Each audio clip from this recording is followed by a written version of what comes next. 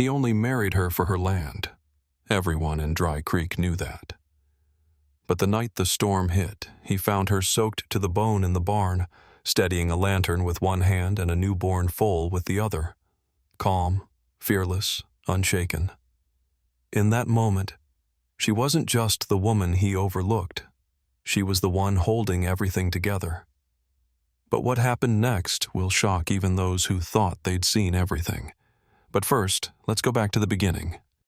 No one in Dry Creek asked questions, but everyone had their own answers. Ethan Mallory, once the most promising rancher this side of the river, was now just another man beaten down by the land. His wife had passed 2 winters ago. The drought had come the year after. And then the debt. It crept in like dust through a cracked window. Slow, choking, inevitable. By spring, the bank was circling and Ethan was out of options. Then came Ruth Barrett. She wasn't from town, not really. Born on the outskirts, raised by a father too strict and a mother who died too young, she kept to herself after her family passed. The Barrett land was good, untouched by the worst of the drought, shielded by a bend in the creek that still ran clear even in August. Folks said she kept it going with just grit and routine. Others said she was stubborn as a stone. Ethan didn't care. She had the land. He needed it. Their courtship lasted one afternoon. He arrived in a borrowed wagon, hat in hand, pride swallowed. Ruth met him on the porch. Wore a faded blue dress with the hem let down twice and boots stained from work. Her face was calm, her voice quieter than he expected. She didn't ask many questions, just listened, then nodded once. "All right," she said, "but I keep my name on the deed." He blinked, surprised. "You sure about this?" "I'm not doing it for romance, Mr. Mallory." That settled it. The wedding was a formality. Paperwork, witnesses, no dance, no celebration. They shook hands before supper like 2 people agreeing to fix a fence line. Afterward, Ethan returned to his chores with the same weary rhythm. Ruth moved into the house but made no demands. She kept to the kitchen and the cellar, where her pickled goods and dried herbs seemed to multiply like secrets. She never raised her voice, never intruded. It would have been easy to forget she was there, if not for the way she worked. Quiet, yes, but tireless, intentional. At night, Ethan lay awake staring at the ceiling, listening to her soft footsteps below. Steady, predictable, like the ticking of a clock you never noticed until the house went still. And then the storm came. Thunder like cannon fire, wind that bent trees sideways. Ethan had seen twisters tear barns apart in seconds, but nothing prepared him for the snap of the east fence going down. He threw on his boots, grabbed the lantern, ran for the stable, and there she was. Ruth, mud up to her knees, rain streaking her cheeks, her hair loose for the first time, plastered to her neck. One arm wrapped around a shaking colt, the other steadying the lantern. Her hands didn't shake. "Close the gate," she called. He did, without question. Afterward, drenched and shivering, he watched her rub the foal down with burlap, murmuring something low and soft, a language that didn't need words. The barn smelled of wet straw and something else, something steadying. That night, as the storm clawed at the walls and Ethan lay awake again, he realized something had shifted. He didn't know her, not really, but for the first time, he wanted to. The morning after the storm, Dry Creek wasn't the town Ethan remembered. The horizon looked torn, trees bent at wrong angles. The fields wore scars of mud and ruin. The barn roof had held, just barely, and the corral fence lay scattered like kindling across the pasture. Cattle wandered half lost, confused and wide-eyed. Somewhere beyond the hills, Someone was already hammering planks into place, rebuilding before breakfast. That sound used to mean resilience to Ethan. Now it just felt like pressure. He rolled his shoulders, stiff from the cold night spent on hay bales, and winced as his boots met soaked ground. But when he stepped out into the morning mist, what he saw pulled the breath clean from his chest. Ruth. Her back was to him, skirt soaked and heavy, hair pulled in a hurried knot, boots caked with mud. She hauled a fallen beam across the broken fence line like it was part of her, not with brute strength, with intention. She didn't stop to catch her breath. She didn't call for him.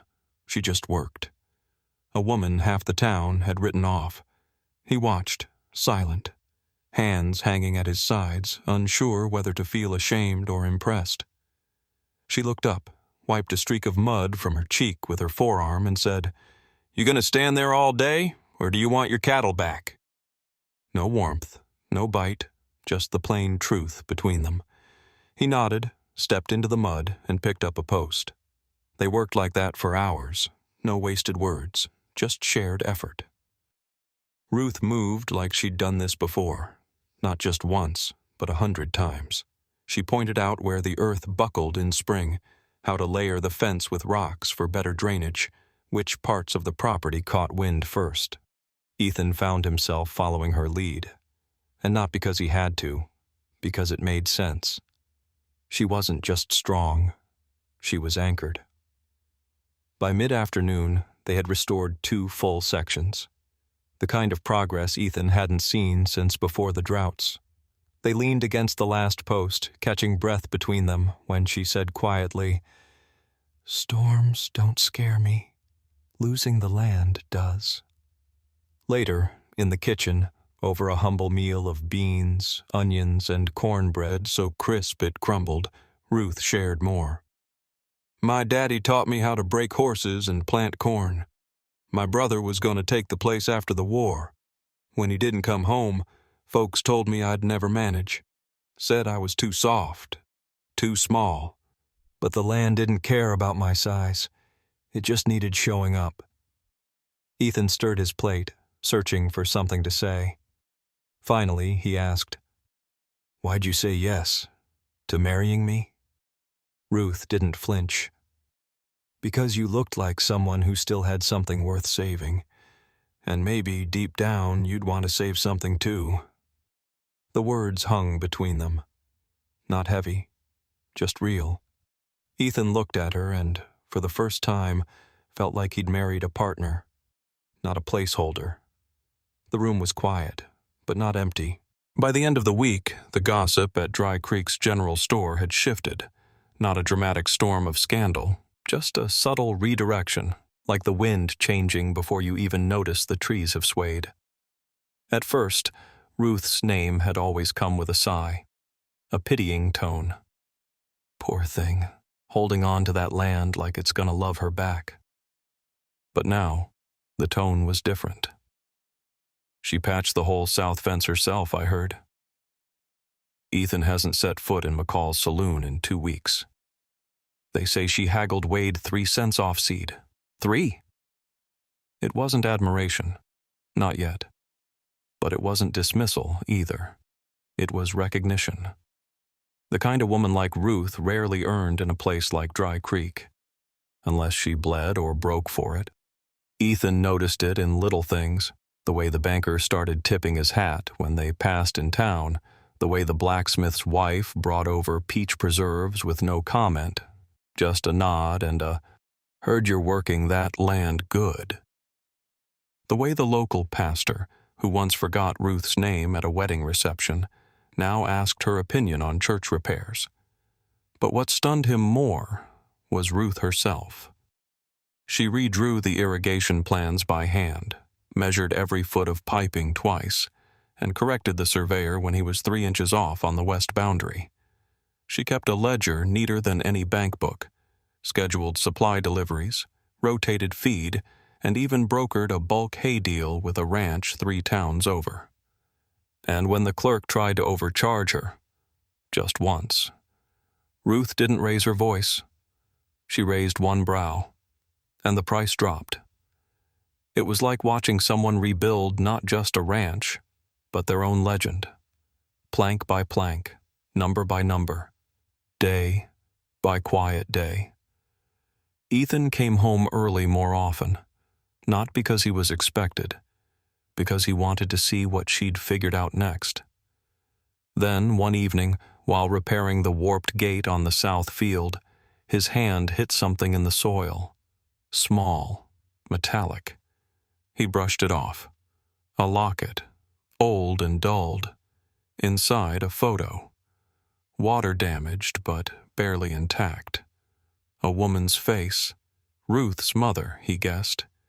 He cleaned it in the sink, polished the tarnished chain with a rag, set it gently on Ruth's nightstand. He didn't mention it. That night, as the lamplight softened the edges of the room, Ruth entered. No makeup, no rehearsed speech. Just Ruth, in her nightclothes, her hair slightly damp from the wash basin. "I know why you married me," she said. Her voice wasn't bitter, just honest. Ethan froze. "I don't hold it against you. Not anymore," she continued. "But if you ever forget that I'm more than a name on the deed, if you ever look at me like I'm just another acre to plow, you won't have to leave." She met his eyes, calm, grounded, unshaken. "I will." Then she turned and walked out, her presence trailing behind like smoke from a slow-burning fire. Ethan stayed sitting for a long while, staring at the empty space she left behind, the weight of her words thick in the air. And for the first time, he didn't see Ruth as the woman he married for land. He saw her as the force holding everything together, the land, the house, him. And he wondered, quietly, whether he was finally ready to be worthy of her. Narrative tone, reflective, heartfelt, emotionally mature. Spring touched Dry Creek like a balm. Soft rains, early blooms, and skies that stretched wide with promise. The kind of season that makes things grow, not just crops, but people too. Ethan woke before the sun most days now, not out of duty or dread, but instinct. Something in him had shifted, a quiet rewiring. Where once he rose to escape the weight of a transaction, now he rose to catch Ruth's silhouette in the doorway, hair damp from the morning mist, already halfway to the field before the rooster crowed. He didn't just meet her out there, he followed her lead. They walked the fence lines side by side, not speaking much, but when she did speak, about irrigation angles, about soil memory, about which corners of the pasture held shade longest, he listened like the land itself depended on her voice. And maybe it did. He wasn't just learning how the earth worked anymore.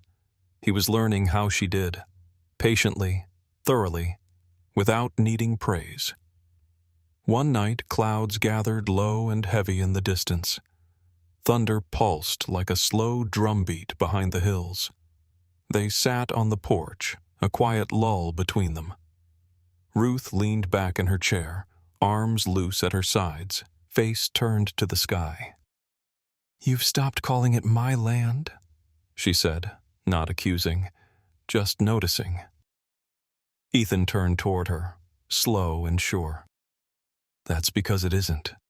Not anymore. It's ours now. Always should have been." Ruth didn't respond with words, just a long, even look, the kind that settles deep and stays with you. A week later, Ethan asked the county clerk to draft a new deed. 50-50. No loopholes, no clauses. When Ruth signed it, her name steady, her pen sure, she didn't ask why. She didn't need to, because she'd known the truth from the beginning. That strength doesn't always wear boots or bark orders. Sometimes it just endures, quiet as roots, solid as stone. She had stayed through every silence, every storm, every doubt. And now Ethan knew what she had known all along. He hadn't saved her from anything. She had saved him. From ruin, from bitterness, from himself. And the man who once saw her as a last resort, now saw her as the reason he had a future worth building.